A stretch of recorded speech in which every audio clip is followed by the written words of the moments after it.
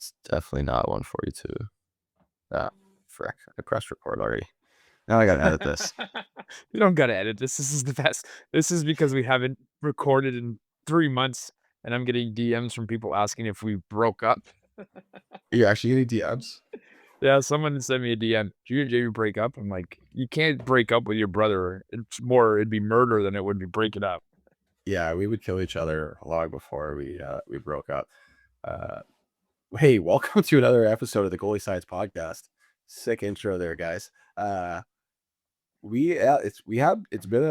been a while. This is, even though hockey is kind of always in a busy season for hockey business owners, this tends to be the very, very busy season because tryouts, playoffs, setting up summer programs, all that stuff has been overwhelming and time consuming. And we were going to record last week, and then Derek just did not show up to the recording. And I woke up at 6:30, made a coffee, I was ready to go, and he just no showed. Oh, yeah, that's So on me. That's that's a all truth. I forgot to set the AM part of the alarm, and my alarm was set for PM, and I didn't show. But, you know, what I was thinking is you gotta put, like, that Eminem song, "Look Who's Back," during this intro, because we're back and we're better than ever. And, yeah, it's great. Like, playoff time is crazy time, and you're trying to be the most famous hockey coach of all time in the world, all over the internet and in person, so you're busy, and I'm coaching 37 teams, and I'm busy, but we figured it out, and we're back, and I'm ready to talk goalies and hockey and chirp parents and chirp coaches, and let's get into it. we have a long one. We might have to, depending on time, might have just turned this into 2 episodes because we haven't recorded since prior to Rupe's episode with, and then that was before the Olympics. So we have all that to go over. We have so much. Okay, where you want to start? Well, let's give the people what they want. And Do we is wanna talk Hockey about Canada broken? We have this conversation every international thing. This is probably going to be the title thumbnail. Uh, what did you think of the Olympics? I want to get your takes. We talked via text, but I was coaching in North Carolina. I had my laptop on the bench, so between drills, I was watching the game, and then yeah. But I want to know your thoughts on the whole thing. well, the most disappointing part of the Olympics for me was that I texted you during the gold medal game, and you big dogged me. So that already was an ego killer, because within, I don't know, maybe a minute and a half, I text you, I said, "Canada's in trouble, Helbuck is dialed." And I said that early, and then I got crickets from you for about 3 to 4 business days, and then you were like, "Yeah, looks good." And that was, like, 5 days later after he's already been drunk and won the gold medal. But I don't know, how can you not love, as a hockey fan, how can you not love the Olympics? Because it is by far, I made Weston sit there. I said, "You're gonna watch this game. This is the greatest hockey game that's ever played." Because the pace of play, the decision making, the skill set is so far above even the best NHL games that it's like watching poetry on ice. And then you take a guy and the story, it's like the stories, right? That's what makes things so compelling is you got Jack Hughes winning that goal after taking that high stick with no teeth. And this is me talking as a Canadian fan. Like the stories that the Americans have. Connor Helbuck, who has continuously never won the big game, comes in and is and you're ruining my story with your tapping of your microphone, but comes in and is literally proves everybody he's still the best goalie in the world, by far the best goalie on this planet, and he does it with style. You can respond now. Oh, you done? Okay, I just make I'm sure done, that done now. you're Yeah, you're done. It yeah. was, you kind of like left that as a little cliffhanger there. I just want to say before I give my take, you texted me at 9:18 a.m. Helly looks pretty dialed. I was on the ice from 8 to 1. So at noon, I said 2 dials, and then Canada must be in shambles, and that was I after don't the know, game. but anybody who's listened to me has been now. I'm proven right. I'm vindicated because you saying 3 hours later you text me back to me is 3 to 4 business days. That's And true. anybody listening to this knows that I'm the If least anyone patient person. has ever had to text me, they know that it is usually 3 to 4 business days before I reply. Uh, yeah. I thought it's just like you said. It's same with the Four Nations. Like that's the way hockey's supposed to be played. When you just have the best of the best, the talent and the skill level is just so elevated that they're just making plays and doing things that you just don't see, which one of my hot takes is, although it's going in the other way and I understand the business side of it, I wish the NHL had less games because it'd be a lot more intense because all those players play at 75-80% intensity all season. And then when they get to the playoffs, obviously it's more fun to watch because everyone's going balls to the wall. But yeah, it was good. Helly was fantastic. Um, Also, Bennington was really good throughout the whole tournament. Everyone was all mad and hot and bothered. He was good. Did his They lost 2-1. Not can't do much on the goal other than maybe get your feet set, stop flying forward, but who's to say? Well, And then his issue is just he's so aggressive. Like, he plays yeah, such an aggressive game that, like, even that save he made coming from his right to his left and that glove save early in overtime, like, great save. But it's an easy save if you're Hellebuck because Hellebuck's depth management is so much different, right? Bennington is so aggressive that any of those east-west plays, those are massive saves. And then that east-west play cost him about 5 minutes later with him having to open up and he gets beat 5-hole. But I mean, we can talk about this till the cows come home or whatever that saying is. The geese fly south or north or something like that. But US won, great hockey game. For my argument, if Canada wasn't going to win, I wanted Sweden to win, just because that would have helped with my all of the arguments we made about the World Juniors. But I mean, how can you not love Olympic hockey? It's unbelievable. But it isn't dude, believable. that was like a year ago. Let's move on something I can say, relevant. well, one of the things I thought was awesome was I'm actually pretty happy that how well the Canadians women's did in that gold medal game because Team USA was so good and shellacked everybody. I thought it was going to be like a 10-1 blowout, and it went to overtime. So again, not a great win. I want to talk about the heli thing because as soon as that happened, the entire internet was like, "You don't have to play AAA." You see, everyone is wrong. Every scout is wrong. They don't know what they're talking about. And I, we should have this. We should have this pod a while ago. But I was answering back to some DMs, and I wanted to make a longer video about it, but I just fell through the cracks. The biggest thing is Connor Helbuck was always good, right? Like everyone, like the comments were like, all the scouts missed him. What scouts? Are we talking about AAA hockey scouts? Like, okay, so he plays a year of high school hockey or 2 years of high school hockey, and he signs in the null, which is a good jump. And then he gets drafted to the NHL and commits to UMass Lowell. And then which scouts? All the scouts that matter found him and drafted him and signed him and put him exactly where he was supposed to be. He just didn't make AAA teams. So the moral of the story should not be that everyone is wrong. If you are good, you are going to earn your way, and you can, if you're persistent and you're good and you get some opportunities and you perform in them, you will move up. That is the moral of the story, not that every kid doesn't need to play AAA or all these different things, because I can guarantee that almost everyone else in the entire Olympics from North America was playing AAA. Also, who says that when he didn't make AAA that he was good enough? Like, it's a fun story, and it's a story that people can use to navigate their argument or their opinion to say, "Oh, this is the way you gotta go," or "There is no way to go." He made the jump to high school hockey, then to the null, because at that point in his development, he was good enough. When he was 12 years old, maybe he was an A goalie, but he kept working. And then so maybe it's not anybody missed him. Maybe the guy just wasn't good enough. And then maybe he grew to 6'6", 225 pounds, and all of a sudden it's like, all right, we gotta take this kid because now he's a player. Like, that's the part people forget. They just look at the black and white of the path, and then they go off of that and they make their own argument to support whatever opinions they have. Yeah, Connor Helbuck is the best goal in the world right now. That's gonna Yes. change in playoffs in a month and a half. if And they make that's the way playoffs. this and they're not gonna make playoffs. And this is that but this is how the hockey world works. It's like it's an easy story now to say and use this as an argument to support your claims.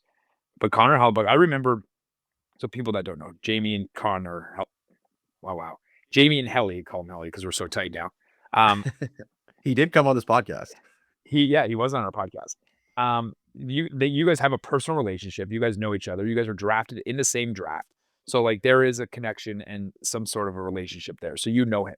And I remember after your first prospects camp, you got a text, he goes, man, this Hellebuck guy is really good. And I go, is he better than you? He goes, yeah, he's a lot better than me. And that was at 17 years old. So nobody missed this guy. He was drafted, was it 5th round in the NHL? I think he was 4th. I think he was a 4th rounder, and then I was 7th. So the scouts actually, yeah, got that right. Who would have thought that the people whose jobs it is to get things right? And that's the thing. And that's actually that's probably the biggest reason I didn't want to make the Helly thing, because everyone was going to be like, "You're just sour that he took your job." Like, no, he was just like always better than me. I was just kind of hoping he was gonna. The Jets were not gonna be good for a couple of years. Who did I have a conversation with? I had a conversation with someone. Actually, a couple of my players that got invited to the 40-man Team USA NDDP camp. The announcement comes out in the roster at the end of this week, so can't say anything. But we were talking about goalie situation. Oh, it was Eli Winters, who's a Fox goalie and is at the program, super good, coming to Wisconsin. And we were just talking, and we're just said because we were asking, he's asking me about the draft and all those things because he's next year. And I just said like you can't control like who takes you and all these things, but in a perfect world, you want to get drafted to a team that's not very good because they're going to go through a lot of goalies. If you get drafted to a really good team, you're going to like think of all the goalies that got buried behind Price, and think about even like Winnipeg, for an example. Like once Helly solidified himself as the guy, like the only revolving door has been a backup goalie. And now they have Combs, who's like the best guy ever and is a good goalie.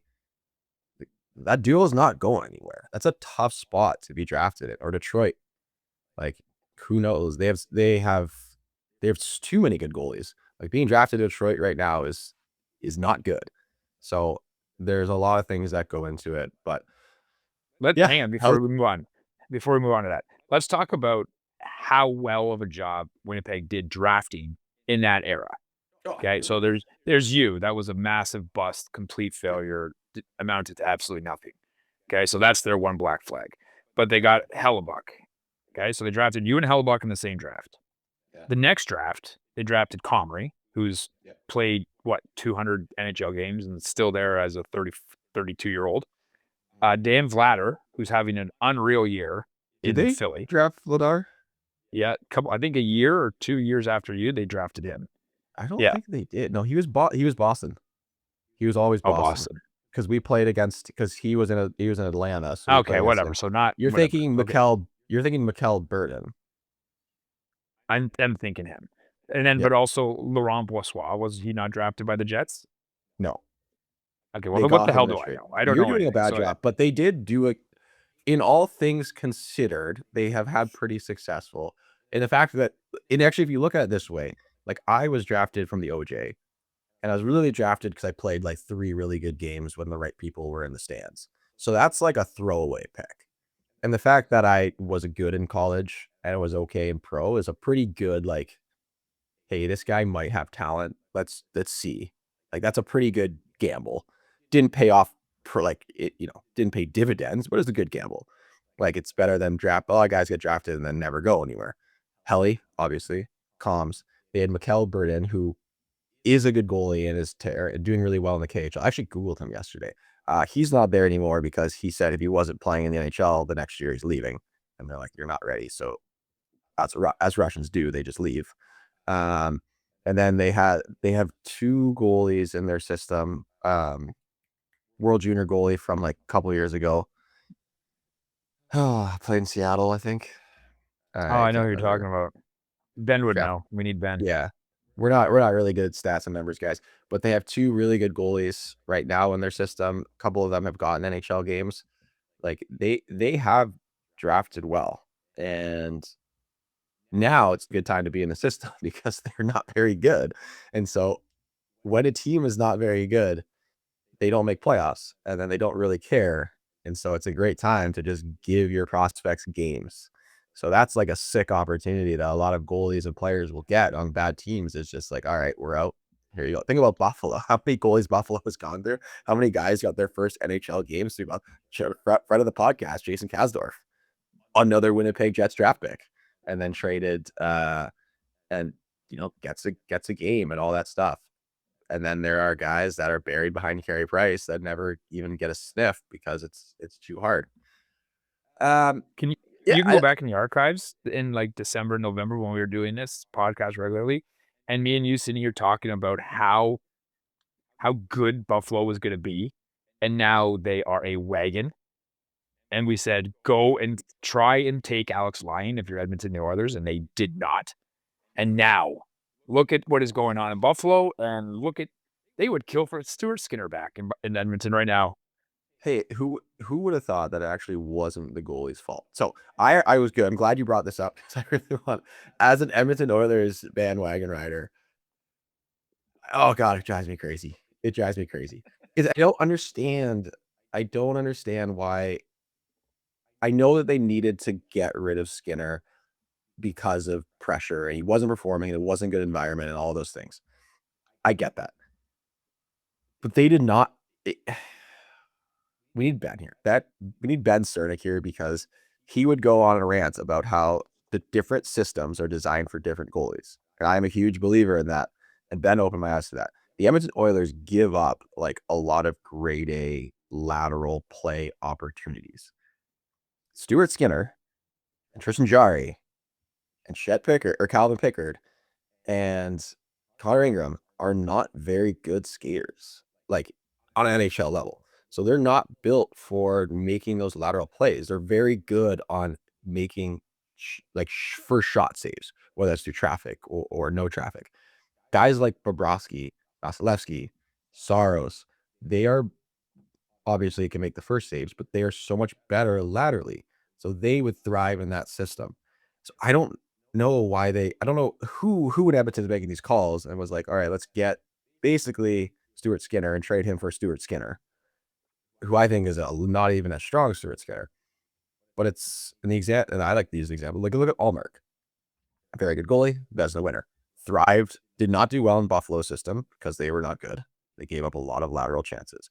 Did very well in Boston because they did not give up lateral chances, but they gave up a lot of straight shots. And he was good on those. Now he's in Ottawa, who gives up a lot of lateral chances. He is not good on those.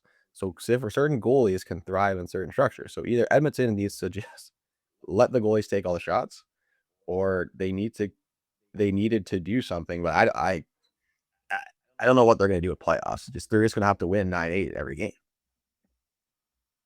That's my I rant. see I can see, and if this happens, then I'm 100% on the Oiler bandwagon. I can see Edmonton calling Toronto next year and saying, "Give us Stolers or Wall Okay, so in the I guess offseason." you as a Leaf fan, as a Leaf fan, as you are someone who is a Leaf diehard and knows more about Leaf goaltending, if you were the GMs of Edmonton, and you get no questions asked, take one or the other, who you taking? Oh, it's no brainer. I'm taking Joe Wall. Okay, He's a better really? skater. He's younger. He's uh I'm thinking status wise in terms of contract. Stolar's just re-signed for I think 3 more years. So if they're gonna trade somebody in terms of the Leafs, probably trading Wool because he's an expiring contract next year. So like I could see that, but I'm a huge Joe Wool fan. You put Joe Wool's skating ability and ability to play laterally at Edmonton would be unreal. Joe Wool struggles with point shots with traffic, and so did Carey Price. People, he's the same type of thing, but laterally, oh, Joe Wool is unbelievable skater. That'd be a perfect fit. When they do it, everybody can say they heard it here first. That is true. Um, yeah, I would say Walls too because Stolers is he get injured. He gets injured. They both get injured a lot actually. Well, he's They're injured both again because because of William warm up. Nylander hit him in the neck in the warm up. Like, Hey, we so teach that's why these you wear a kids in. dangler. That's why you wear a dangler. I don't care what anyone says. It's why you wear a I agree. dangler. I agree. Danglers all day. But we teach kids that in minor hockey. And this guy's getting paid $11 million a year, and he's hitting his goalie in the neck in warm up. Like, tell me everything is going wrong in Toronto, like, without telling me. It's like, here's William Nylander injuring the goalie's esophagus in warm up. Like, yeah, how are you doing as a Leafs fan? Because they are bad. I have put my head in the sand and not pay attention. Fair And enough. I don't know. I'm busy, dude. So I'm not paying attention to. I'm paying attention to minor hockey right now. We just got through playoffs, and I'm paying attention to minor hockey. So I look at the scoreboard and see if they won or lost, and every time they lose, I'm like, oh, thank God, because Boston's getting our lottery pick. Yeah. Yeah, it is a tough thing to be a Leafs fan. I mean, to be an Edmonton Oilers fan is also tough. Montreal is doing well. My dad was in town 2-3 weeks ago, and he again refuses to be on the podcast, even if it's voice only. So we're gonna have to just go get beers one time and just set up a microphone. He'll never notice. It'll be a really good episode. But He'll be wearing he's it not. and not notice. Yeah, he's not. He's not convinced on Jacob Fowler. Curious to your thoughts. I haven't seen him enough. I honestly, like, I have no opinion because I haven't watched. I don't think I've watched more than maybe 7 minutes of one period he played. So I have zero opinion. And now I know, like, as a person who does a goalie podcast, I should be more informed, but I've spread myself too thin this season. Very, very much. So Hey, welcome in the things are club. falling by the wayside. Yeah. And Next year we we will be smarter. don't make any money from this podcast, so it's also like if anything's falling from the wayside, it's probably the pod. So if you want to sponsor the pod, we will be more consistent and diligent. But until then, if anything's going, it's our hour and a half plus my half an hour editing to get Okay, this can we thing talk? done. Let's talk about me because that's why I'm here. Just so I Yeah. can talk about myself. You can see, like, my mustache is gone because this is my playoff beard.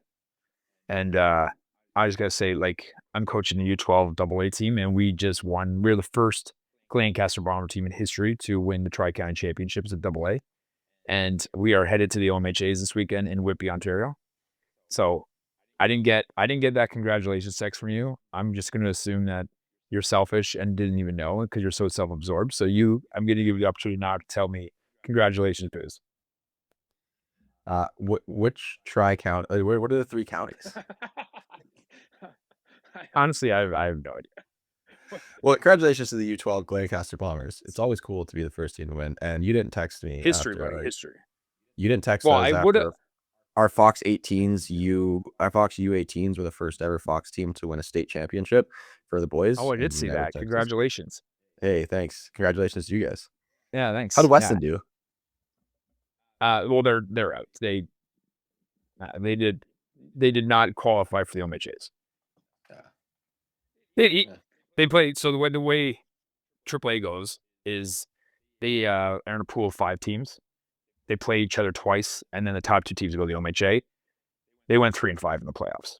And so out of the 8 games, I would say we got 5 very, very strong goalie performances, 1 okay goalie performance, and 2 horrible goalie performances.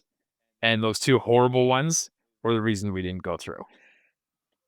One by him and one by his goalie partner. But I mean, at 5 out of 8, and I would say, like, strong, you take that. Like, that is, we talked about this all year about how you kind of gauge your consistency. 5 games out of 8, so say 6 out of 8 that were good, that's pretty good. It's just That's in pretty good. playoffs and that short sample size, like, 2 tough ones, and he had a real tough one. Like, I wanted to leave the arena, tough one. And that's it. That's the difference. And we go 3-5 instead of 5-3, and that was the goal. The goal was to go 5-3, and we fell a little bit short. But I gotta say, my kid proved to me that he has the potential to be a top AAA goalie. And if you know me, like I said at the beginning, I was kind of like, I don't know. He showed me this year that, okay, maybe I have to give him more credit. So I'm incredibly proud of my kid's season this year. And Weston has just finished U10, correct? He just finished U11, so 10U for you. 10U, okay. Okay. I'm trying to gauge because I had a goalie come in last weekend from Northern Canada, plays in Minnesota, who is U10, so he's 9 turning 10. He's really good. And it's kind of a weird thing to say because like I told his dad. His dad's a great guy, like realistic, and everything. He's like, well, like what do you think? I'm like, he's honestly the best 10-year-old I've ever seen. I don't know what he's gonna look like when he's 16 or 17. For right now, like just keep doing what you're doing, make sure he's enjoying all of it. And he's like, yeah, that's kind of our plan. We're gonna take some time off the summer and let him play baseball and do these things. And I was like, you know what, that's good. But like it's kind of weird, because in minor hockey, you have to evaluate 9-year-olds and 10-year-olds, 11-year-olds, and everyone's like, are they gonna make it? Like, I don't know. I have no idea. I don't know any of these things. I'll let you know when they're 16, 17, 18. I can give you a bigger idea. And even then, it's still going to be a crapshoot. But I'm glad to hear Weston he's popping off a little bit. Um, Yeah. And you know what? I was talking about this the other day with somebody. I cannot remember where I seen it or the exact information. I just kind of stumbled on it and it resonated with me. And it was a guy on a podcast talking about how, they study like pre-puberty athletics. And the athletes that dominate pre-puberty almost have no correlation to who plays professional hockey. And like you can say that to parents over and over and over again, and they will automatically think that their kid is the outlier. Oh yeah, my kid will be the one that is the kid who dominates at 8 and then goes up. And this podcast I was listening to was talking about how, and it wasn't hockey, it might have been soccer, and it was like maybe a small Scandinavian country that once once they got to an age, like I'd say like 13 year you or something, they were not having success at making the best 12-year-olds into the best 14 and 15-year-olds. They fell off like the studies have indicated and predicted. So they just started cutting the best players. They're like, we're going to try something different. We're going to cut all the best players and they'll go play somewhere else. And we're going to take the kids that we think are the up and coming late bloomer kids. And they started doing this over a 5-year period and they had massive success. And all those kids that were the best at U12 that they cut were no longer the best players at U15. And it was like, we're just going to take a gamble and see what happens. And they had massive returns on that gamble. And I started laughing. I'm like, I see it. And that's the one thing is like I really enjoy building teams. I really like when I'm coaching, my favorite part is trying to assemble the team for next year. And the conversations I have is like I stole this from Herb Brooks and the Miracle is like I'm not trying to find the best players. I'm trying to find all the right players. And that goes into building that team. And that's where it has success. Is because this is and we talked before we got on about spring tryouts is we're trying to predict or we're trying to evaluate a kid in April to see how good they'll be for us in March next year in playoffs because that's when we're trying to. So it's not which kid is the best player a year before that's going to be the best player after. You got to find the right people. And this is why tryouts are so tricky. And this is why I love tryouts because I love seeing the mistakes that other guys make because I'm like, yeah, this kid's not going to be that player you need in that moment in April next year. And I get a lot of guys that tell me like, oh, you're crazy, you're crazy, you're crazy over and over. I hear that. And by the next year, it's like, I told you so. That's the best feeling in the world. But I'll try to find that study out where I found it, that podcast. But it was pretty interesting to hear. It's like, yeah, we cut the best players. Once we get to U13, the top 2 best players on the team before, we automatically cut them. And it was like an experiment and it worked. yeah, send that. I'm really curious about that. Um, what all of a sudden everyone's gonna be cutting their best players. I think there's definitely a happy medium there too. Whereas I wonder, yeah, I'm curious with the study because there's so many different ways that you could look at that and try to find the any sort of correlations with that in terms of like why did those late bloomers pop off more? Were they getting more attention? Was it this? Was it more ice time? Was it da, da, da, da? So yes, send that. Couple of things that I want to put in there. This one is going to be your tire pump for the week. You are very good at finding talent where others miss it. I don't know how you do it. You're very good at that. So if I was if I was an important person, I would hire you as head of scouting for a major junior or organization. don't have that pull, but I give you that. You're good at that. Number two, did you listen to the episode with Rupe? I did, yeah. Yeah, one of the things that well, I also, for those listening, I had to cut out so many Detroit questions. I'm really sorry because I know everyone wants to hear that. I even had to cut out one about Trey Augustine, which was literally nothing. I just asked, like, what makes him good?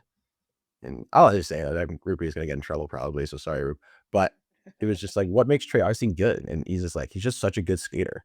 He's like, when you have a goalie who's such a good skater, you can build off that. I'm like, yeah, you can. But Detroit said no. So who would have thought that the obvious answer is the right one? One thing he liked, because That's like asking why is Pavel Datsuk so good, and someone says, "Oh, he's got unbelievably good hands." You can't tell everybody that. You I can know. see it, So people. Like, I was like really shocked because that was cut out after too, and I was like, oh, that's kind of weird. And he's like, yeah, like in our contracts and stuff, and like what they're saying is like we just can't talk about any current or prospects or anything like that. I was like, I mean, I get it. You got rules and you got to follow them, so no problem. And I'll just break the rules in the next podcast 4 months later. Um, when we were talking a little bit about the systems between US and or North America and Europe, specifically Finland, it was really interesting for him to talk about how Americans compete so much harder and North Americans compete so much harder and practice is taken more seriously. And he said that because we always look at the European, Scandinavian, and Nordic countries as kind of the model, especially Norway with the Olympics and Norway dominating everything. The model they have is really, it is beneficial in a small, it create resources for people, and you're going to get high caliber athletes. The more athletes you're going to have in the systems, the more you're going to create, and that's pretty obvious. But then they get into different things like, there's no keeping score until 12 or 13. There's no this, there's no that. And there's a lot of things I agree with. And then there is a lot of things that, whether I agree with them or not, would not be feasible here in North America. But the competitiveness, I thought, was a really crazy thing. And he also said that he wishes it was a little bit more cutthroat. Because in North America, hockey is very cutthroat. It is. Um, whether you want to go politics, but if you're not the best kid, you're probably going to get cut. In those countries, if you are not the best kid, you still are going to be on that. You may still be on those top level teams. Rupe was saying that it really waters down a lot of the caliber of some of those youth developments. I thought that was an interesting perspective that I'd never heard before, especially from someone inside those systems. Just like listening to that back, what was your take on the kind of like that stuff or anything that he had said? I I remember that part because that resonated a lot with me, and it wasn't an aha moment, but it was something that was so simple and there that hearing it from somebody else for the first time when he's brought that up was like, I was like, man, I agree with that 100% because I do agree. Like the one thing that the North America is like that compete, that work ethic, that intensity in practice. We have that. And I can see because we are competing at such a young age. And then to go back to like what you're talking about, like the Scandinavian small countries and how it's about fun primarily. And maybe I'm trying to connect dots that aren't there, but primarily where they have the most success at this world level is in individual sports. So yes, okay. So like the team pursuit and speed skating, that's not technically it's technically a team sport, but it's not because you're not competing against another team, taking things away from you. You know what I mean? Like a hockey game, you have a forechecker and a defenseman. Like you have two guys battling for position. So it's like head to head. Like that's a little bit different. So where we get into like that competitiveness and that cutthroat, that's where it helps us in those team sports where it's adversarial right from the beginning and continuously throughout the whole game. Where like, yeah, they're very good at skiing, the cross country skiing, the speed skating, that ski jumping thing. Those are all very individual where there's not adversarial battles throughout the entirety of the game. So, if you look in most team sports, that's where North America dominates, is in those team sports, other than soccer, obviously, because that's just the culture of our culture, our society. But that was big. Now, I don't know the type of culture they have in Europe because I'm not there, but I do see how the competitiveness and the intensity, because I know that's something that I try to bring out of guys. Mhm. So for him to say that to me was like, it was like, oh yeah, I get that. Like that makes a lot of sense. And it was cool to hear him how he said he wishes it was more, because all we do in North America is we bash what we do and we talk about what everything they do across the pond, how much better it is. What's it like over there? Do they talk about what we do well, or like we just live in our bubble and we're self-absorbed with ourselves? But it's cool to hear somebody from the other side say, "This is what you guys do really well." So I really appreciated him saying that. That was really cool. Arupe wants to get another pod and talk a lot about development side because he was in charge of his entire organization from the youth up in terms of development. So maybe if there's a time where you come down this on a weekend and we sit down, or I'll rent a studio and we'll have like a really fun conversation where we can just go off about development because can't talk about the Wings or the Griffins, but we can talk about all that stuff. It's interesting to think about. And it's not, I mean, obviously, like we can make generalizations here, but I said it in the pod where, when you play with European guys, it's not sometimes the intensity is there. It depends on the player, but a lot of it is like they always have a plan B, right? Like they all can just go back home and make a bunch of money playing in their home countries, and they all do to some degree. So like, but for North Americans, and that you're an import if you go to Europe, they sometimes have 2 to 5 or 7 players are allowed. It's really hard. So you have to make it work in North America. You don't have a plan B. Like if you're not good in North America, you're not going to get a spot in Europe. So like there is that intensity. A lot of it is like a societal thing. Like it really is. North America is a capitalist society mindset. You know, you win at all costs, perform, perform, perform. Cream rises. If you're not the best, you get cut. And you can argue, yes, from a mass development side, it is not the best model. From producing a top talent model, it is, and will all probably always continue to produce the top talent. Look at just Canada and the United States have produced top teams for forever, and that is kind of the model. However, we let a lot of kids fall through the cracks? Yeah, we do. But that is also the way our system is designed on an economic side of things and in real life. Where I saw a video, I think it was yesterday, where now everyone, Canada loses, so everyone goes into panic mode as always. Um, Talking about like the cost of hockey and how it's um, you know, pricing people out. And I don't disagree. The cost of hockey is a lot. Now, one thing that you guys in Canada have a little bit more of advantage of is a majority of your rinks are municipality owned, where very few rinks outside of Minnesota and some East Coast states like New York and some in Mass, all the rinks are privately owned. And so that to me is one of the largest barriers to development, where if ice costs $500 an hour, like that's hard to get in. Whereas, I mean, I remember, I don't know what it is anymore. You can correct me, but I remember when I was playing and I rented ice at the Quad, it was $110 for non-prime time ice. And I remember thinking like, oh my God, that's ludicrous. Now I'm like, oh my God, what a bargain. I'm gonna skate every day. Um, that's a huge thing. But again, it goes into the cultural thing. Canada and like Nordic countries for sure are a lot more willing to use tax dollars on public programs and things like sports and making things accessible. Where, especially in America, we actively vote against having tax dollars go towards public goods.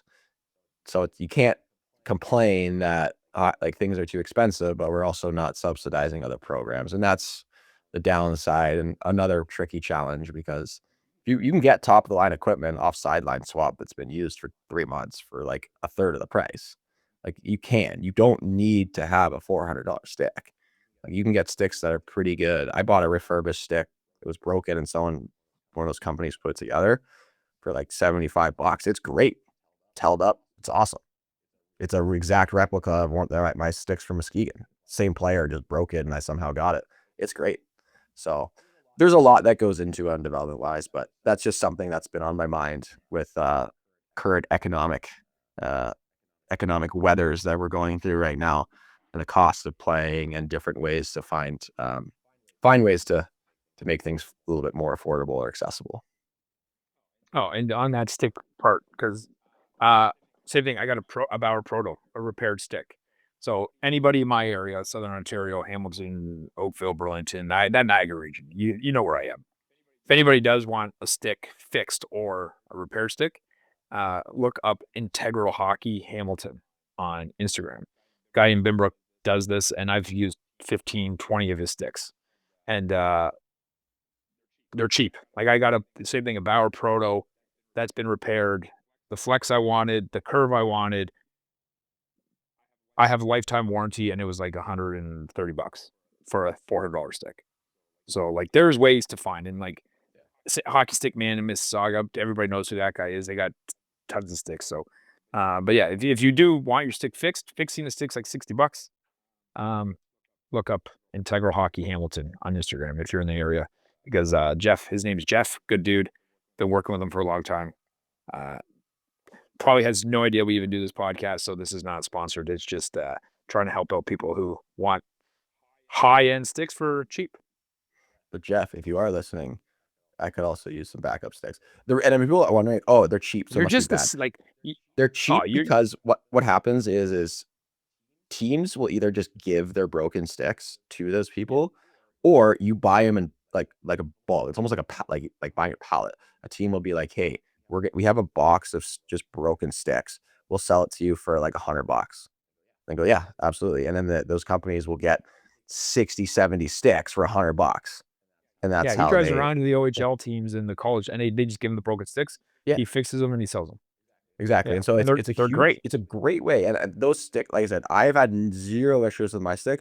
And even if my stick lasts me 3 months, that's basically how long a brand new $400 stick is going to last me as a coach, let alone parent. So like, I definitely, I have no issues. That's like, there are ways to get really good quality things for not as much, like a not brand new cost. And so like, there are ways to do it. And maybe we should do an episode of different, like breaking down some cost saving strategies for people. Also, That your sounds like so boring to 9-year-old, me, but sure. I know, but your 9-year-old doesn't also need like the brand new stuff. I know I can't tell that What are to you you talking because about? What are you talking about? My kid has Bauer Connects. My kid has the 4 only custom thing they Flylight need that is the sticks. most expensive is the helmet. You do not skimp on the helmet. You get one brain. Get the 960 or whatever it is. My kid played U10 AAA last year with a 930 because I was skipping on the helmet. I bought a $109 helmet and put a $400 wrap on it. You're such a ding dong. Oh man. But yeah, no, Oh, literally well. my kid has 2 custom Flylights because I make bad bets. And you find a way to motivate your kids, and if it's by lying or just bribing them and it works, you just keep doing it. So he has, and so his team is black, red, and blue. The deal was, okay, if you go beat Niagara North, who you'd never beat, and they were ranked 8th in the province, I'll buy you a custom Flylight. I'm like, there's no way. He ends up beating them, and that's like, so like, I'm a retailer. I get everything at wholesale pricing, except I cannot get the top Bauer sticks, so Flylight Shadows. So I have to pay retail like an idiot. Like all of us idiots paying retail $3.99 for this stupid stick. He goes and gets a white, purple, and teal custom Flylight stick. His gear is black and like with a little bit of pad skins of red and blue on it. And then his team jersey is black, red, and blue. And he has a teal, purple, and white custom Flylight. I'm like, he's like, this is the dumbest thing ever. Your style points have gone to 0, and it cost me $500. Don't make bad bets with your children, and don't give them autonomy to design ugly sticks. There's your lesson. I'm sure that when I run That's my rant of the I'm day. sure when I run this transcript through the timestamper, the AI is gonna have a field day with that. Don't make bad bets with your kids. It's gonna be the title. Oh. Do we want to hit on tryouts because they're coming quick? Yeah, we should do tryouts. It is that time. Yeah, I haven't really talked much tryouts on social media. My social media has been a lot about just like not playing every spring season game. We've hammered that topic over I and over know, and but you over have to again. hear it every time because we have this conversation. I realize that your life and now my life is one big Groundhog Day of the same conversations every time. And I tell parents, I'm like, all right, we're going to have this conversation next year. And then the year after that, we'll have the exact same conversation. That's the same thing. Your kid's just 1 year older. Yeah. uh, Charles, okay, you're the master team builder. Well, Take all that. I want to say, I just want to give simple advice to people with open borders. Two things, okay? And we've talked about this a lot. If your kid is getting better, if he started the year here and throughout the year you keep seeing him get better, don't change. Don't think the grass is greener. If it's the same coach that was developing your kid and your kid was getting better, don't automatically try and go to another association for another coach that you think is a better coach because your coach is getting better. Or your kid is getting better because of that. Not because of that coach, but he's in an environment where he's having success. And we say this all the time. The grass is not always greener. Okay. If you're staying at the same level and your kid got better this year, run it back. He's in an environment that he is having success. Number one. Number two, please, if you're a parent, don't overvalue your kid. Don't take your kid, let's say, who's a good double A player, and because he played double A, automatically assume that he can play triple A. And then put him in a position on maybe a bad triple A team where the successes he had this year aren't going to be able to replicate it next year because he's not good enough to play triple A. Just because he makes a triple A team, that doesn't necessarily mean he's a triple A player. Does that make sense? Makes sense to me, but I think you should elaborate on that. So, like, there's triple A teams, and then there's teams that play triple A. So a triple A team would be, if you're the GTHL, that's a triple A team. Okay, Marlies, Nats, JRC, Don Mills. Those are triple A teams. You got Oakville Rangers, who are pretty good across the board. You got you can look all these teams. Go look in London Junior Knights. Okay, the teams that across every age group are strong and in the top, say 15 of the rankings. Okay, myhockeyrankings.com. Go down the black hole if you're a parent. If you've never heard of that, you will be gone for 3 days. But it has every age, every team, every level, hockey ranking, everything. So those teams are AAA teams. Then you have teams like, and I'm not disparaging anybody here, but let's say the Cambridge Hawks, who at our age group, I don't think they won a game this year. Like that's a team that plays AAA. They're not a AAA team, but they play AAA. So if you're going to some of those teams, and just because you can make that team, that doesn't necessarily mean your player is a AAA player. They're going to have more success and probably develop more playing double A on a team that is even, say, a top third team, not even a top team, top third team, playing competitive games every single day, being around players that are competitive and competing every single day. That they're going to get more to that. So that's like the chase in the letter type of conversations. But understand that there's AAA teams and then there's teams that play AAA. So be very, very careful with what you do.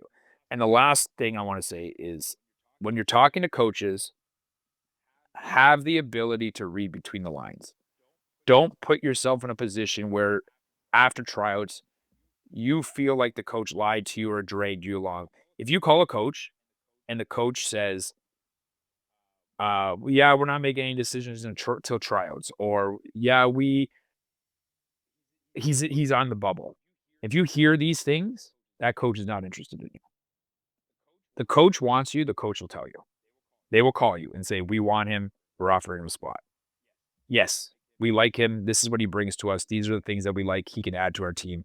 We want him to come here. You hear those things, they want you. You hear wishy-washy things, you got to read between the lines, and they do not want you. No coach wants to say to you, your kid's not good enough, we don't want him. They're going to let you make that decision to whether you come to tryouts or not, but you got to be able to read between the lines, especially if you've already played for that coach for 60 games. That was your tryout. There is no come to tryouts if you've played 60 games for that coach. 60 games was your tryout. So as a parent, read between the lines, and ask pointed, non-open-ended questions. Do you have a spot for my kid? Is my kid going to make your team? And if he played for your coach, like you've already played for that team, that coach should give you an answer right away. And I think they most of them will, because we want to give kids opportunities to go play somewhere else and make teams somewhere else if that's what they choose to do. So I said most coaches that I associate myself with are very honest with that. They won't string you along, but there's coaches out there that don't know and don't want to hurt people's feelings. But at the end of the day, like whether you tell a kid in March 31st that he can't make your team, or you cut him April 19th at the second AAA tryout, either way, you're still cutting a kid. So give that kid an opportunity to go play somewhere else. Give that family an opportunity to not spend $200 to come to your tryout when you know you're not going to take them. And that's one thing, like I'm urging any coaches that listen to this is if you know you're not taking the kid, think about that family's financial burden of spending $200 to come to a skate where you know that you're going to release that kid. Just have those upfront conversations. I had two things. The first thing is I'm going to ask. The other one I'll definitely remember. Are the for you guys? It's been so long since I tried out. Are the tryouts all like? Is every AAA team the same week, the same Yeah. time? So We you have a have to choose, right? 7-day window. Okay, That's what I so say that's the is like same as us. tryouts, there's no such thing as a tryout in 7 days. Right? Like coaches should be out watching games, especially watching playoff games. Like I value, like you say, you go back to you giving me props about being able to build teams. I put way more stock in watching a playoff game than watching a game on a Tuesday in February that doesn't mean anything, because those playoff minutes to me are significantly more important, and that's where I try to find my guys. So coaches should, but we have a 7-day window, April 18th, 25th. That's it. Very, very hard. Now, yeah, the kids can come in and try and steal spots and win spots because, yeah, you're still looking for some intangibles. But coaches should have been out watching playoff games, and they should have a pretty good idea with open borders on who's coming, who's going, and this homework should have been done. Yeah. One thing is that I don't love though, where we are is that all the teams try out at the same time. Like they're all starting depending if they're national bound, they were starting next week. If they're non-national bound, they've already happened. But you have to basically choose, right? Like which team you're trying out for. And it's tough because let's just say you are a bubble player at, Little Caesars tends to be one of the best teams across the board. Let's just say you are a bubble player at Little Caesars, but you really want to make it. You try out, get cut. You missed your opportunity to try out for Fox, Honey Baked, CompuWare because they're happening at the exact same time. And the times are, it's not even like you can drive to one and drive to the other. I know people who do, but it's difficult. So I don't love that. I had But also someone, that pisses coaches off. And I'm not saying it's right or wrong, but if you're a player that's trying out for multiple AAA teams at the same time, there's gonna be coaches that are gonna hold that against you. Oh, you don't really want to be here. I'm not saying that's right. I'm not saying it's wrong either. It's somewhere in the middle. But that's what I mean is like if you're Little Caesars, are you telling me that they're not recruiting starting into January? oh, no, they are. It's how it Of goes. course But I'm they are. saying So if for like, you are a player that is trying out for Little Caesars and you weren't actively heavily recruited, maybe you should look yourself in the mirror and be like, I might not make this nationally ranked team because they have not asked me to come here, but Jimmy and Joey beside me already have their pant covers and already have the sticker on the windshield that I'm on Little Caesars. Like, use your brains. hey everyone, Jamie here. I'm going to keep this really quick so you can get back to the episode. But if you were looking for the best damn hockey training program on the planet for players and goalies, our complete performance program is live. It runs 365 days a year, but we're starting our off season right now. And as a Goalie Sides listener, you can get 50% off the first 2 months. So you get started summer training right away. And if you also get 7-day free trial, so if you absolutely hate it, you can just delete it. But I definitely recommend it if you want to have the best season. It also helps support the podcast, supports us, but ultimately it's about you, and this is about making you a better hockey player. So links down below. Go check it out. I don't disagree. I say it's hard at the young age, obviously recruiting and things. One of my patients actually had this idea, and that was really good. is if you win the league, you get to have tryouts first. Your tryouts happens the first few days, and You then think this is a good idea? yeah. And so that way everyone wants to play there, and so you get to have your pick of the litter first.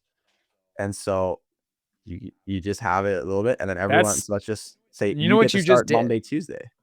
You know what you just did. The team that wins the Stanley Cup gets the first overall pick. 100%. Winners win, man. You gotta reward that.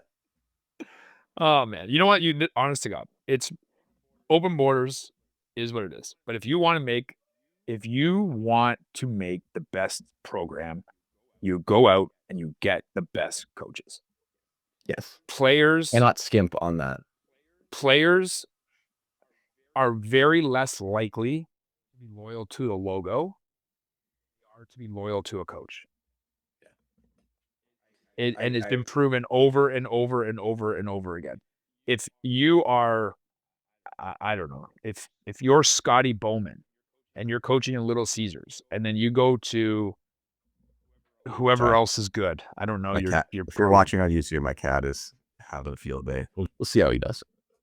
Those players are not going to be loyal to Little Caesars. Those players will be loyal to Scotty Bowman. Yes.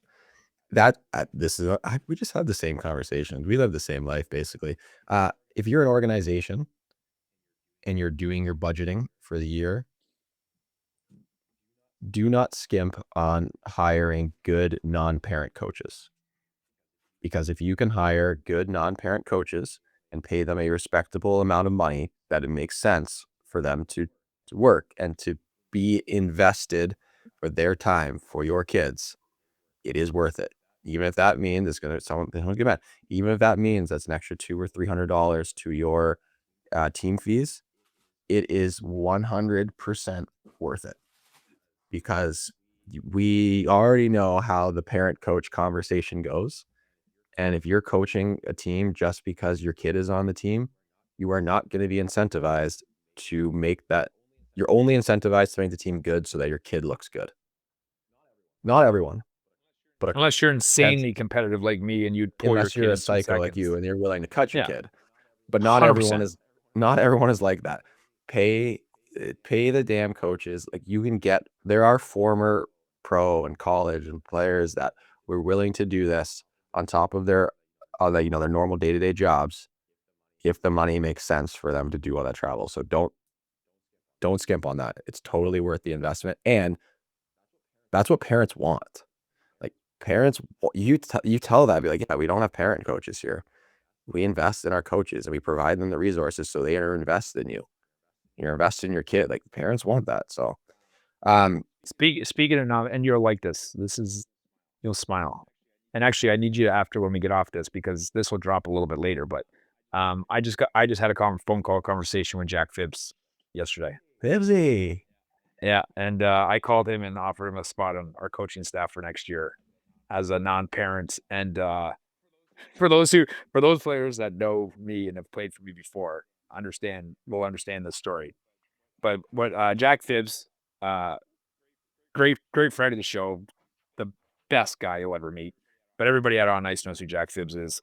But he played for me, U13, I think, no, maybe U14. And when we took this team over, he scored 77 goals the year before. And he was soft and he was a baby and he did not like playing on the defensive side of the puck. And his mom blew all this smoke up his butt about how unbelievable he was. And he could score and he could do nothing else. And I was incredibly hard on Jack and wouldn't let him play penalty kill, wouldn't put him on the ice late in games. He wouldn't block shots. He'd flamingo. And he knew it. But his mom didn't like that. But we turned Jack. Jack was like, I want those minutes. I want to be a player. And it was like, if you want to be a player, then we'll teach you to be a player. You're not going to score as much, but you'll be a better player. And he, to Jack's credit, 100% changed his game and became a 200-foot player. And this was 2 or 3 years before he got drafted. Jack went and played 4 years in the OHL as a center on the fourth line, doing all of these things, blocking shots, penalty killing, winning faceoffs, shutting down the other opposition's top line. And I think the most goals he got in a year in the OHL was maybe 15. And then he turned that into 4 years at U Sport, same thing, playing with Waterloo. And the first thing he said when I called, he goes, "Booch, I can be the guy that when you do this to these young kids can say, he did this to me and it changed my game and it made me a hockey player." So my shout out is Jack Phibbs, who I'm hoping has accepted our coaching offer to come coach with us next year in 7th tier. When this gets done, I need you to text him and say like, "Hey, Booch told me you're coaching with him," and see what he says. But All right. I will. he's Yes, a beauty. I love that kid. he Probably is. all time one of my favorite kids that I ever coached ever. He could be I feel like he would also be a really good coach. Oh, he'd be unbelievable. You're a really good coach. Kids would So, love him. oh yeah, shout out Fibsy. I do think about just like our one puck battles and our breakaway battles from summer training. I think of that and then, with fondness. I like it. Speaking of things, I know that was a good transition, Jamie. Did you watch the Peaky Blinders movie?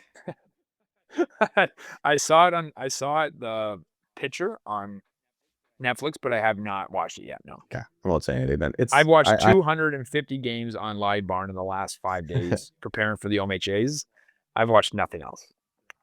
I have been a live barn and Instat fiend lately, trying to get all of our teams scheduled and sorted, and every coach just sends me goal. It's so hard to recruit off of the internet though. Oh, It's it's so hard. It hard. sucks. It's Depending on where the camera angle is, like if it's lower, the game is faster. You go yeah. higher, and now you're looking at a camera like, oh, these guys are so slow. Like camera angle on online watching online is such a factor that you can't recruit and properly evaluate watching online. It doesn't work. No, it really doesn't. Oh, I don't really have. What else are we gonna talk about? I feel like asked you something. Did we talk about what we were going to talk about? You talked about making money or something. Oh, there's a text that you. Uh, we kind of talked about that, where it was just like that. We mentioned it earlier, where like if you are from a more affluent or well-off family, you're guaranteed to have success in hockey. Uh, I think that still comes back to I still have this weird obsession of looking at the numbers of I guess it'd be nepotism in professional sports. Like basically, there's a huge correlation between if you had a family member who played professional sports and your ability to make it to high levels. Like a basketball is like a ton right now of players whose dads or uncles played in the NBA. Hockey's really big on that too. I think that when I went to the under 17 program tryouts, it was there's a lot of players with family members who had played pro or like in the NHL. And I because you see, I don't know, sometimes I go down comment rabbit holes of like, you know, posts on the social media. It's like, oh, you have to be rich. The only reason we didn't make it is because we weren't rich and we do these things where, listen, having money basically helps just create opportunity. It doesn't create talent.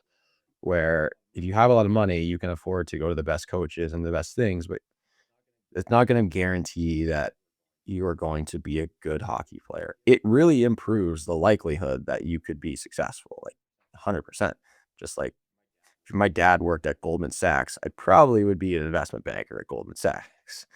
Fortunately, my dad worked for the Haldeman County School Board as a teacher, and there's no real pipeline of nepotism in there. Uh, but I just wanted, I didn't know if you wanted to ever talk because that's something that pops in my brain all the time because I get that complaint a lot from people. But then I can also bring on a lot of examples of players without a lot of resources that listen, if you are good, they will find a way to be on those teams for very little no money. The simple, easy answer is both are true. Yeah. Right? We can sit down and we can find 25 examples of kids that were on welfare or food stamps that didn't have access to money that found a way to get it done. We could find 25 nepotism babies that are in the NHL because or had opportunities over and over and over opportunities because of the last name on the back of the shirt. So they're both true. The one thing I'll say is being well off and very, very wealthy will probably give you more opportunity to develop your skills, your stick handling, your skating, um, get in the gym and get stronger. All of those things, because cash is king, right? You can pay for those ice times. You can pay to develop those skills. As a hockey coach, the number one skill for me, hockey IQ. Money doesn't give you hockey IQ. If you want to be the best player and you want to be the person that coaches can trust, you can sit down and watch YouTube for free and watch shifts of players and develop your hockey IQ. And I can guarantee you that in those big championship moments, I don't care how sick a kid's hands are. I am putting on the kid that I trust the most, that I know will make the right decisions. That has absolutely nothing to do with money. But both are true, 100%. But you cannot buy hockey IQ. You need to develop that on your own. No, we're on the same page with it. It's just something we come across all the time. But you're right. I do want to talk about hockey IQ before we leave. I want to. So same thing. I think one of the best. Some people have a natural hockey IQ. They just get it. Is there a way to develop someone's hockey IQ outside of watching game clips, breaking down clips, talking with them, making sure they understand, and then doing, so this is specific on the goalie side, doing drills that are very situation based? Is there a way to help develop that IQ? So develop IQ without doing any training or watching any hockey? Is that what you just asked me? No. On top of that, like that to me, that's where I start. And I'll admit selfishly, I have some goalies who are really good. And I'm not smooth. It's like me at the movie theater trying to put my shoulder on a girl, and I just hit her in the face. Poke her eye out. I have some goalies who are really good, like checking all the technical boxes, the anatomical boxes. I really want to build their IQ. And so we break down the games, we watch clips. Like I coach similar to you, where it's more open-ended questions rather than me telling, so they understand it. Every time, so if there's a goalie in the NHL or any league that goalie has a similar style to, I download their Instat after every game played, and I upload it to their profile so they can watch it. Big one is Devin Cooley, huge Devin Cooley fan right now. Sending all the clips to certain goalies. Is there anything else that I can do to develop that IQ? Because I need 100%. to know. 100%. Okay. Get them to coach. That's exactly what I said. I told that to the kid. I'm like, I was like, you got to coach. He's like, well, I coach when I go back home. I was like, how are you explaining it? He's like, well, I just say smother the puck. I'm like, okay, well, how do you explain that to a 9-year-old? He's like, I don't know. Okay, good. Okay, I want to make sure, because that's exactly what I said. Okay. Yeah, that's 100% what it is. I learned more screwing you up about hockey and like reassessing and relearning together than I ever could have learned by someone teaching me. And same thing, like, and that's on the goalie side. On the coaching side, like I've said this story, I think, on the pod, is like my first 2 years as a head coach, whoever gave me that job should have been fired. There was no way that I was ready. But I thought in my head I was ready 100%. I feel bad for the guys that were probably my assistant coaches, because they were like, this guy doesn't know anything. And I didn't know anything. But I learned to be a good coach by being a absolutely horrible coach for the first 2 years. So that's, if you want to develop hockey IQ and you're at an age that you can do it, like if you're 14, 15, volunteer at summer camp and coach kids, and you will connect so many dots on your own that it's going to help your game. Okay. That is the number one reason, 100%. Good. I'm glad I said that. So I'm glad that works, because that was the first thing, because I was trying to figure out things that they can do without me having to like break down film and do all those things with them. So I was like, how can I do those things? Okay, good. That makes me happy, because that's exactly what I said. Sometimes you make good choices, Jamie. Sometimes Yeah, you're smart. I do. Sometimes I fumble into the right answer accidentally. I don't really have. Oh, I'm gonna get my shout out. I got 2 shout outs. I'm gonna use it. It's my podcast. You can decide whatever you want. Also, so many things. Found out that you can collaborate on YouTube similar to as you can on Instagram. So I'm gonna send you something to collaborate so that we're both on the same pod and we don't have to create like a podcast channel. Um, so FYI for that. My first shout out is to Eric Comrie.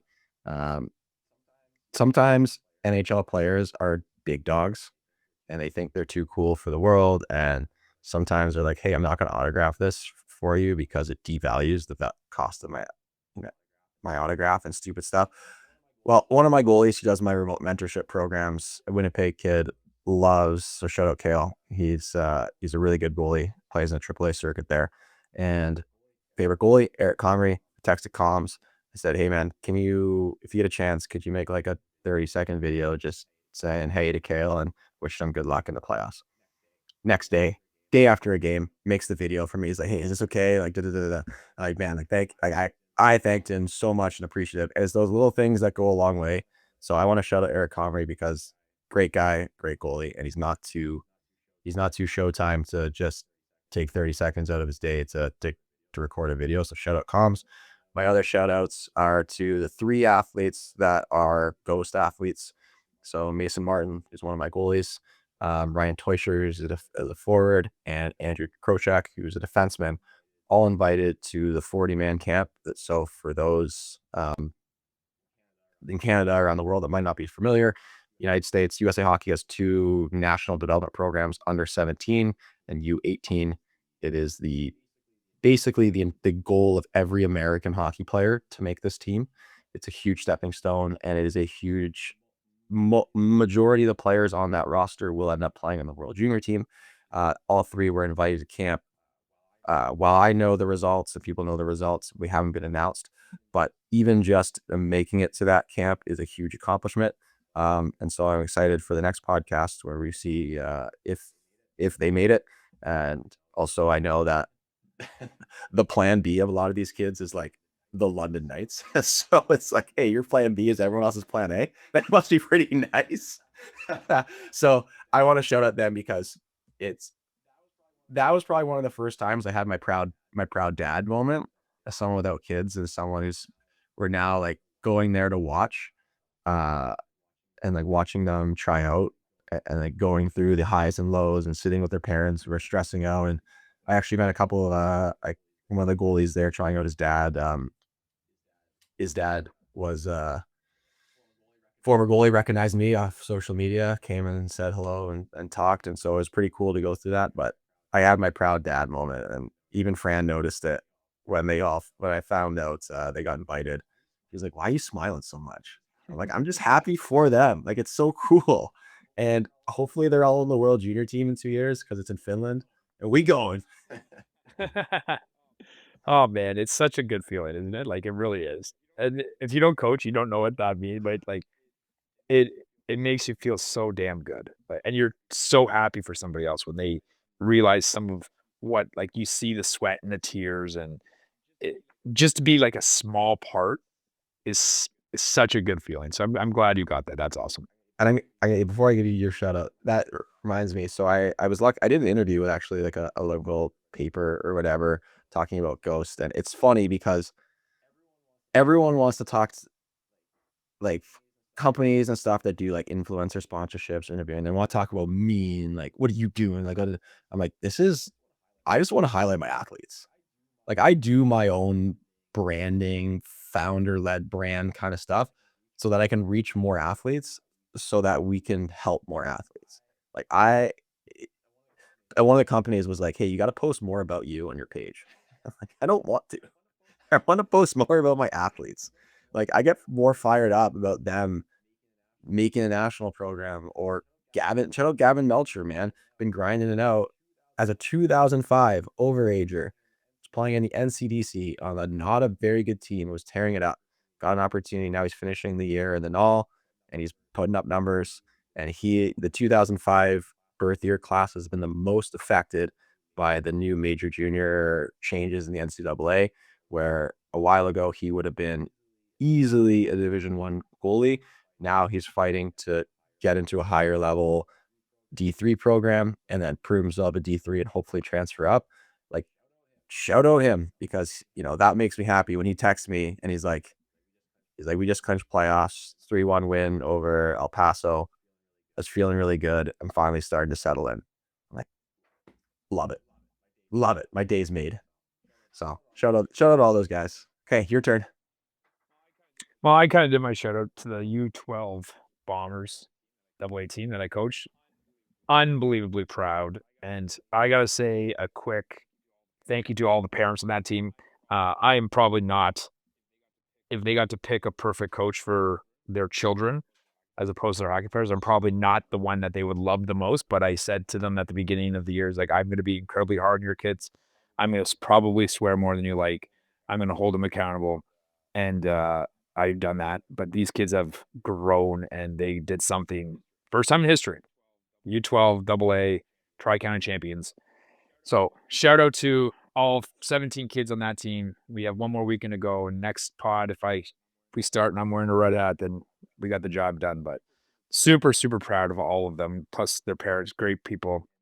And I'm happy for the season to be done in 7 days. I'm happy to stop watching 75 games a week on Live Barn, get some sleep, maybe get into the gym because, it's disgusting. And maybe get this podcast back consistently too would be nice. So I'd like to have my life back, but right now I am obsessed with winning. And shout out to every one of those kids that have given us every ounce of everything they got. So incredibly, incredibly proud of that group of kids. Thank you, everyone, for listening. Don't forget, like, share. If there's a hockey parent out there that could benefit from this, shoot them their way, because that's why we do it. We can help some hockey players and parents navigating, some coaches navigate this crazy journey to kind of produce the best hockey players in the world. And that's what you can do. We appreciate your time. Booze, maybe same time next week. I don't know. Well, and if you see me this weekend in Whippy at the AA OMHAs, every age group is there. So there's a lot of opportunity. If you see me, I'll still have my gross playoff beer going. Come say hi. Let us know you watch or listen to the podcast. And yeah, we love talking hockey. So I'll give you the last word.